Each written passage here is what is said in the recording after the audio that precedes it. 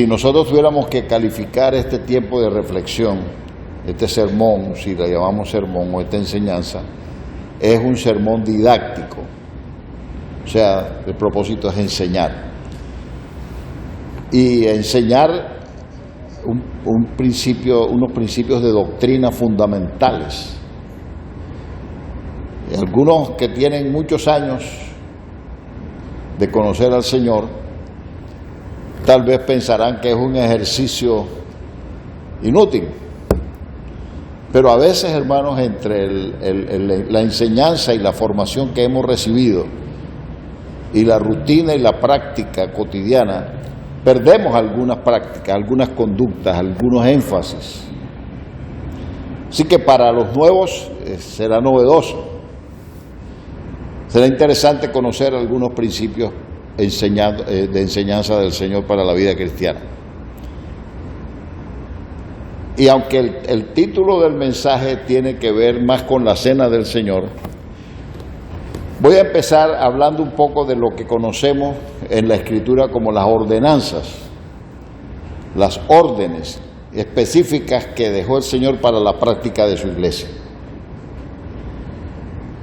Y encontramos dos ordenanzas, dos mandatos específicos de prácticas constantes en la vida de la iglesia como comunidad de fe, como parte de la celebración de nuestra vida cristiana. Estas dos ordenanzas son el bautismo y la cena del Señor.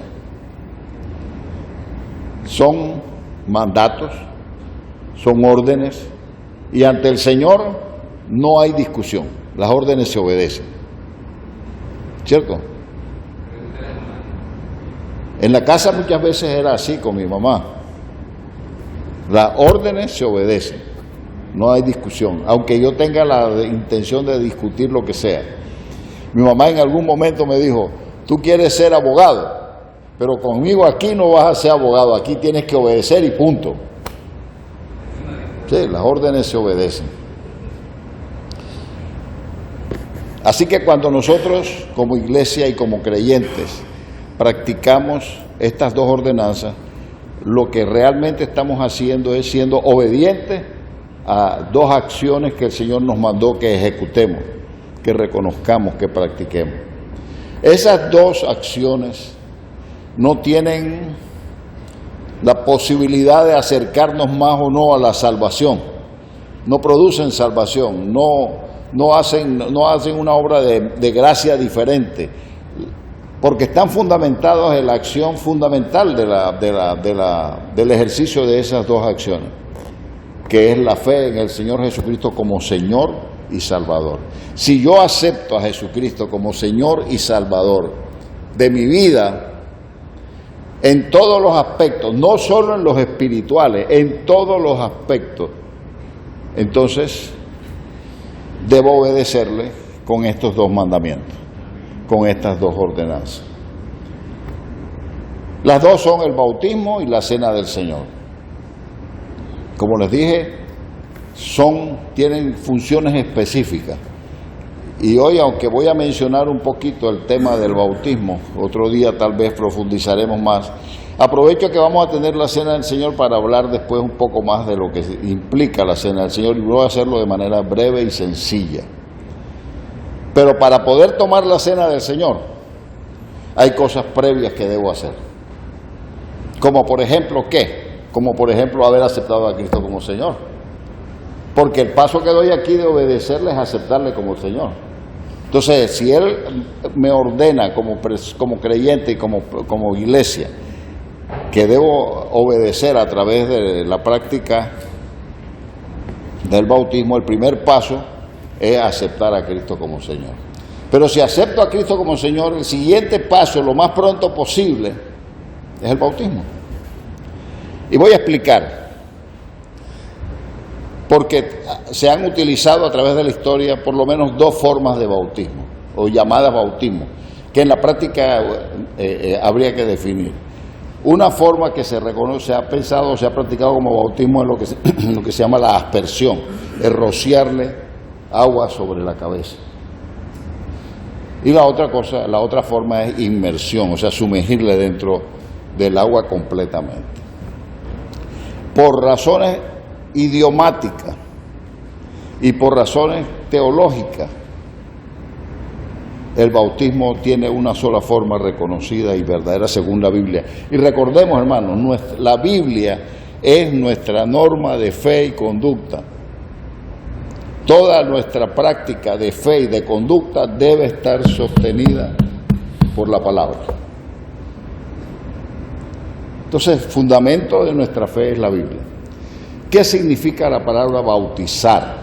Sumergir. La palabra bautizar significa sumergir, meter completamente dentro del agua, totalmente dentro del agua. Está siendo bautizado, es decir, está siendo sumergido dentro del agua. Aquí, en esta parte de aquí, hay lo que llamamos un bautisterio. Ese bautisterio se usa cuando hay hermanos que, creyendo en la fe y habiendo pasado por un proceso de formación, pasan a las aguas del bautismo porque no habían tenido la certeza de tomar esa decisión de bautizarse por inmersión. Pero además no solamente es por el significado de la palabra, es por el significado bíblico y teológico de la palabra bautizar. Y tiene una enseñanza del simbolismo, porque la persona llega y entra en el agua, se sumerge y después sale. Bueno, yo espero que salga. Sale. Si hay alguien que está por bautizarse, nada más se me han ahogado unos 4, pero yo creo que no, mentira, no se ha ahogado ninguno. Sí, sumergirlo completamente. Aquí hay agua suficiente. ¿Recuerdan ustedes cuando Felipe y el etíope eunuco? Él aceptó al Señor en el camino y cuando pasaron por un lado que había agua, dice el etíope, aquí hay agua, ¿qué impide que me bautice? Ahora, según esa experiencia, yo entiendo que el bautismo debe realizarse lo más pronto posible después de haber aceptado al Señor. Ahora, hay congregaciones que practican la idea de pasar por un proceso previo de formación para que la persona entienda mejor la fe y la decisión que está tomando. Pero esa es una cosa que puede ayudarnos. Pero no es, ¿cómo te digo? El paso realmente después de aceptar a Cristo es el bautismo. Entendiendo qué significa el señorío de Cristo, entendiendo qué significa el bautismo. Entonces, cuando la persona es sumergida, tiene 2 mensajes, no hablados, testificados. Cuando yo me bauticé, había personas que me conocían, que conocían mi vida, lo que había sido, y había tomado esa decisión. Por un lado, yo estaba diciendo delante de toda la congregación, familiares y amistades, desde este momento, yo he muerto a la vida vieja que vivía. Estoy siendo sepultado. Esa vida vieja ha muerto. Tiene un mensaje. No es por capricho nada más, estoy testificando, sin palabras, pero lo estoy haciendo. Es como si yo me parara aquí y les contara cómo fue mi experiencia de conversión. Ahora tal vez no la voy a contar, pero al verme, ustedes, si le explican lo que significa el sumergirse, implica haber enterrado, sepultado su vida vieja hasta ahora. Está allí enterrada en esas aguas bautismales. Y cuando sale, se levanta. Es un testimonio también de que he resucitado o he empezado una nueva vida. Por eso yo les decía la vez pasada que hubo decisiones predicando el hermano Guillermo, que cuando nosotros aceptamos a Cristo de verdad y entregamos nuestra vida a Él, nacemos de nuevo. Entonces tengo 2 fechas de nacimiento, la fecha de nacimiento física y la fecha de nacimiento espiritual cuando acepté a Cristo. El bautismo es un testimonio público de mi fe en el Señor, de mi consagración al Señor, de mi muerte a la vida vieja y del inicio de una nueva vida, y lo hago de una manera simbólica. Pero además no estoy hablando solo de mí. El bautismo, al ser sepultado, estoy diciendo cuál es mi testimonio de fe, qué es lo que yo creo. ¿Qué creo yo ahora? Que Cristo murió y fue sepultado y entra a las aguas. Fue a la tumba. Fue enterrado, vamos a decirlo así.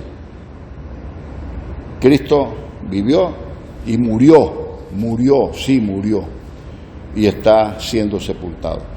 Pero la tumba está vacía, porque al salir estoy diciendo, yo creo que Cristo murió por mí, por mis pecados, pero también creo que resucitó, aleluya. Y esa resurrección le da un poder maravilloso al Señor en nuestras vidas. Entonces fíjense en un acto que es necesario, que necesitamos hacerlo todos después de haber aceptado a Cristo. Estamos dando testimonio de mi vida y estamos dando testimonio de la vida, muerte y resurrección del Señor. Sin palabras, pero allí está, evidente. Además, la palabra bautizar significa sumergir. Y además, el prerequisito para bautizarse es haber aceptado a Cristo como Señor. El prerequisito para tomar la cena del Señor es haberse bautizado. Es para el pueblo, es para la iglesia, para la comunidad local. Si hay personas que han aceptado al Señor y no se han bautizado y no han podido tomar la cena del Señor, les invito, tomen el paso del bautismo y podremos participar juntos de la cena del Señor. No es una opción de la iglesia, no es una opción del pastor, no es una opción de los diáconos, porque al final, ¿cómo se llama la ordenanza? ¿La cena de quién? Del Señor. Entonces el que pone los principios y las formas de hacerlo es el dueño de la cena, que es el Señor. Es la cena, no la cena mía, no la cena de la iglesia a la boca, no la cena de los diáconos, es la cena del Señor a la cual estamos convocados como haber aceptado a Cristo como Señor y Salvador. Y una evidencia, o tal vez la primera evidencia de haber aceptado a Cristo como Señor y Salvador es habernos bautizado. Y eso no nos hace más salvos, nos hace obedientes. Es todo. No vamos a bautizarnos para ser salvos, no vamos a bautizarnos para ser mejores, no. Hemos sido bautizados por la misericordia de Dios que ha entrado a nuestras vidas y está comenzando a transformar nuestro ser. Y en una acción de obediencia. Y eso es un paso importante, obedecer al Señor en el bautismo. Y también poder tomar la cena del Señor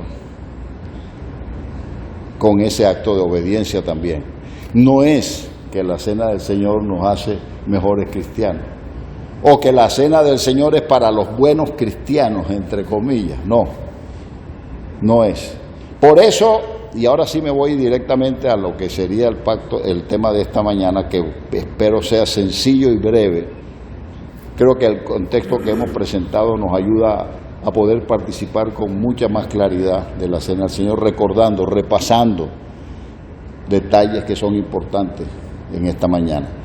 Hemos puesto a la reflexión de esta mañana el tema Cena del Señor, rito o reto.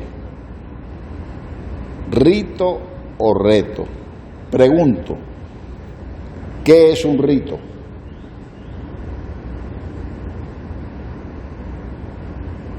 ¿Qué será la Cena del Señor? ¿Un rito o un reto?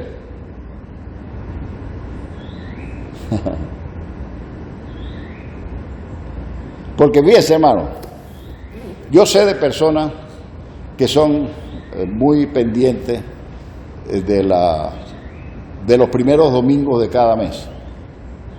Creo que mi hermano hablaba de su señora madre, que era pendiente siempre el primer domingo de cada mes por la Cena del Señor. El primer domingo de cada mes nos reunimos para tomar la Cena del Señor. Hoy, por ejemplo, entre otras cosas, algo que es fundamental cada primer domingo de cada mes es que tenemos la Cena del Señor. Muy raro que la cambiemos para otro día. Ahora, no, la Biblia no dice que tiene que ser solo el primer domingo de cada mes. Esa es una práctica que adoptamos como iglesia. Si hablamos de la iglesia primitiva, es posible que ellos practicaran la Cena del Señor diariamente, pero dándole el significado que tenía. Pero nosotros en la práctica, cada primer domingo, nos reunimos entre otras cosas, para tomar la cena del Señor.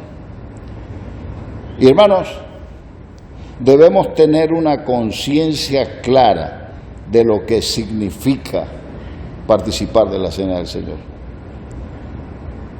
y cuáles son las demandas que el Señor establece para participar. De tal manera que nos sea conveniente establecer la idea de que lo que hacemos no es un ritual tradicional que se convierta en algo repetitivo, frío y sin el significado profundo que debe tener. Y ese es un gran peligro que tenemos, que veamos este primer domingo siempre como que por rutina. Los primeros domingos tenemos que celebrar la cena del Señor y venimos y participamos de la cena del Señor, pero eso se convierte en una rutina. Hermanos, la repetición, escuche bien, hermano, la repetición de un acto sagrado, de un acto maravilloso, de un acto de bendición, como es la cena del Señor, podemos convertirla en un simple rito, en una costumbre, en una tradición, sin el significado que requiere y sin las demandas que pone el Señor. Lo que vamos a hacer es una rutina cada mes al participar de la cena del Señor, o estamos haciendo algo que tiene un significado profundo, porque la Iglesia siempre lo ha hecho así, o porque tiene una bendición muy grande para nuestras vidas, tiene una explicación muy grande, tiene una experiencia muy grande, porque nos ayuda a revisar nuestra vida de fe hasta este momento.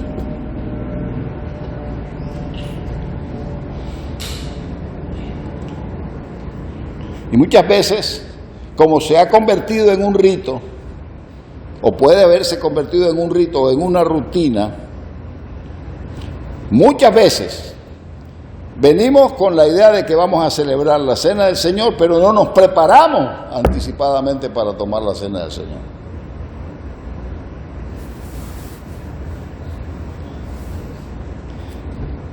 Entre la rutina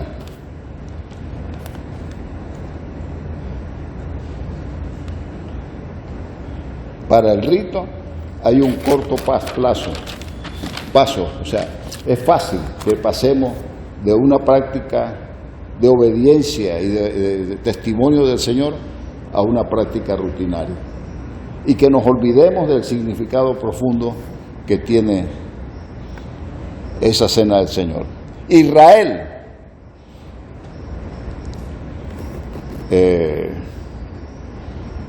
cambió todo el significado profundo de la adoración por una alabanza como un rito, no como un reto.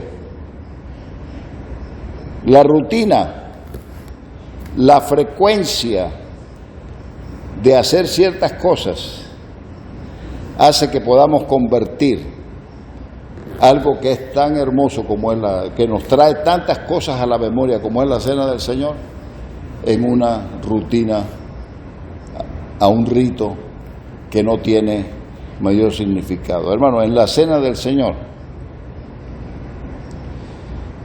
hay un gran riesgo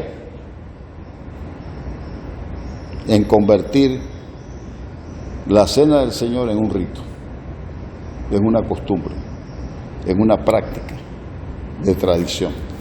Y voy a leerles un par de cositas de Corintios que están allí en su boletín. Mira lo que dice, de 1 de Corintios 11, 23 al 28. Léalo, busque su boletín y ahí está, para que podamos ver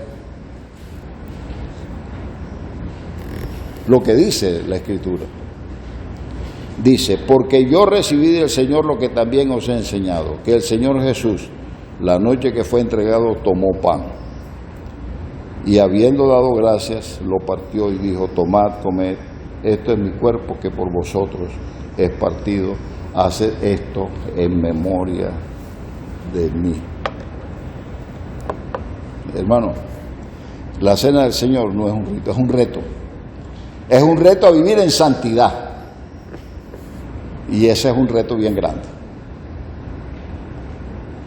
Dice que lo hagamos en memoria de Él. ¿En memoria de qué? En memoria de que su cuerpo fue llevado a la cruz y quebrantado y destrozado por el pecado suyo y mío. ¿Cómo yo voy a tomar la cena del Señor de una manera como un rito, como una tradición, como una costumbre, sin estar pensando en ese momento que ese pan que representa el cuerpo de Cristo, que fue quebrantado, fue torturado, pasó por todo lo que pasó, por mi pecado?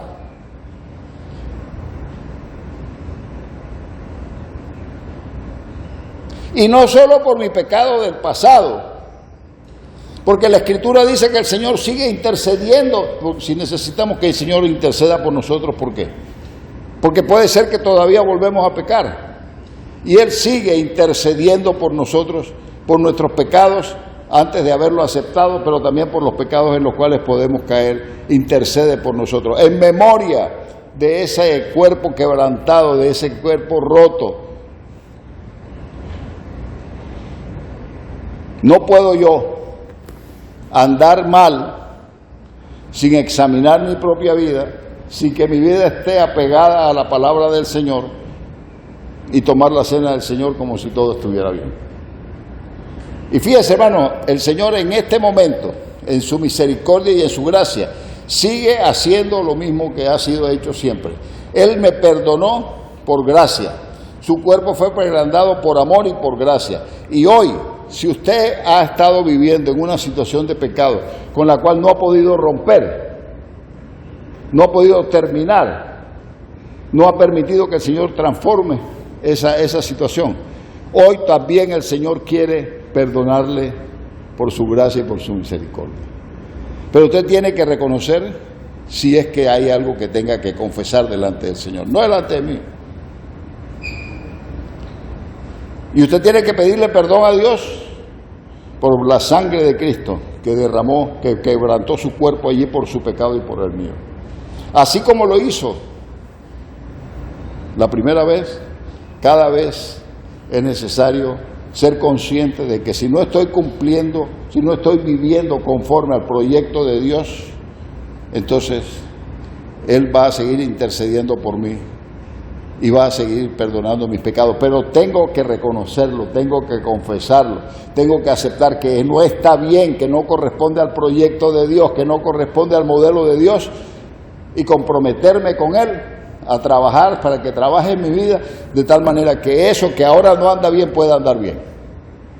Y el Señor puede hacerlo. Y no se trata de ver la opinión de más nadie, se trata de ver qué piensa Dios. Y la Escritura está clara sobre lo que piensa Dios.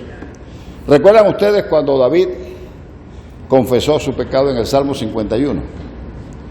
Cuando él confesó su pecado, fíjense una cosa interesante, David era el rey. Él lo que hizo, todo lo que hizo con Betsabé y el esposo y matarlo, todo era normal. Él era el rey, él tenía el derecho sobre la vida de cualquier persona. No tenía que pedirle permiso a nadie para hacer lo que hizo. Y nadie lo iba a criticar, porque era el rey. Pero cuando David confiesa su pecado, en el Salmo 51, y puede leerlo, él dice, contra ti solo he pecado y he hecho lo malo delante de tus ojos. Ante los demás no importa, ante mí mismo tal vez no importa, pero ante ti he hecho lo malo y necesito que me perdones. Contra ti solo he pecado y he hecho lo malo delante de tus ojos. Pero lo interesante es que la idea no es excluir a nadie. La idea es que si eso está pasando en mi vida, y hay alguna situación, alguna relación en mi vida de pecado que no está siendo controlada por el Señor, yo pueda reconocerla, ponerme a cuentas con Dios, arreglar mis cuentas, comprometerme con el Señor a trabajar en el proceso de restauración de mi vida y cumplirlo.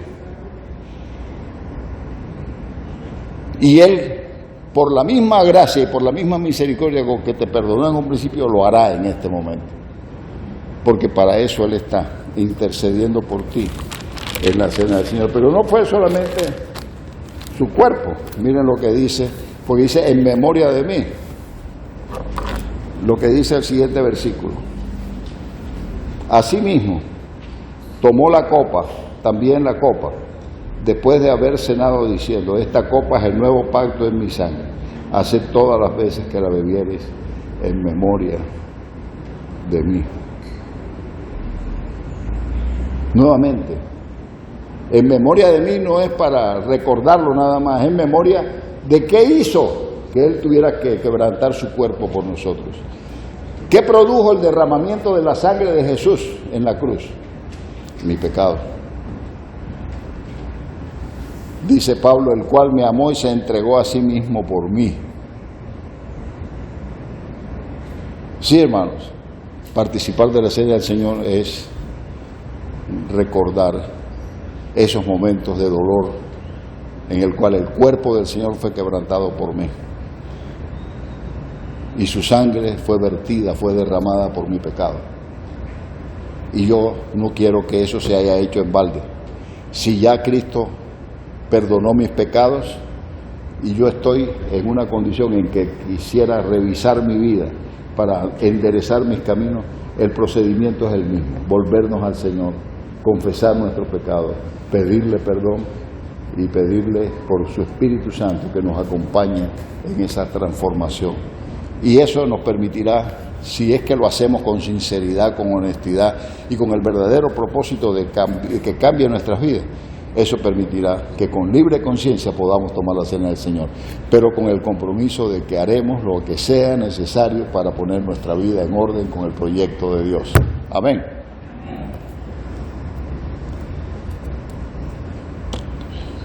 Voy terminando. Dice,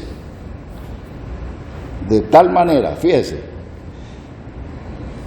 que cualquiera que comiere este pan o bebiere esta copa indignamente que fuera de esto que hemos mencionado, que no corresponde al proyecto de Dios, cualquiera que lo haga será culpable del cuerpo y de la sangre. Por tanto, pruébese cada uno. Examínese cada uno, pruébese cada uno, si está en el perfil que debe estar, y coma del pan y beba de la copa. Aleluya. Qué bueno es el Señor. Pero pruébese. No soy yo quien debe comprobar si usted está bien o no está bien. No soy yo quien debe hacerlo. Es más, ni siquiera es usted quien debe decidir eso. Es la palabra, es el Señor por medio de la enseñanza de la palabra. Hermanos, que de ahora en adelante esta cena del Señor se convierta en un reto para vivir en santidad y que no hagamos de esta experiencia una rutina, porque pierde sentido si no meditamos profundamente en lo que estamos haciendo. Es como con los cantos, le decía Chilo, como los cantos. Cantar se puede convertir también en un rito, porque cantamos por cantar.